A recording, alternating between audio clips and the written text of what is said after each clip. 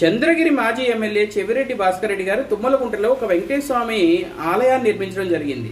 దానికి సంబంధించి ఇప్పుడు అనేక రూమర్లు పుకార్లు చేస్తున్నాయి. ఇంతకుముందు కూడా చెవిరెడ్డి భాస్కర్ రెడ్డి గారు ఆలయాన్ని నిర్మించినప్పుడు అప్పుడు టీటీడీ చైర్మన్గా ఉన్న భూమన కరుణాకర్ రెడ్డి గారు 10 లక్షలు టీటీడీ ఫండ్స్ నుంచి ఇచ్చారన్నది అప్పట్లో అభియోగం. దాన్ని భూమన కరుణాకర్ రెడ్డి గారు నిర్ధారించారు కూడా.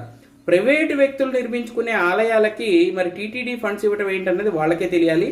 ఇప్పుడు ఆరోపణ ఏంటంటే తుమ్మలగుంట తిరుపతి దేవస్థానం, తిరుమల తిరుపతి దేవస్థానం రెండూ కూడా టీటీడీయే కదండి.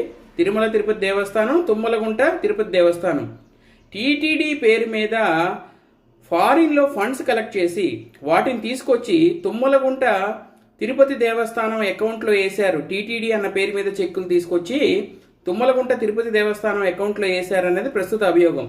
ఇది ఎంతవరకు నిజమో విచారణ చేసి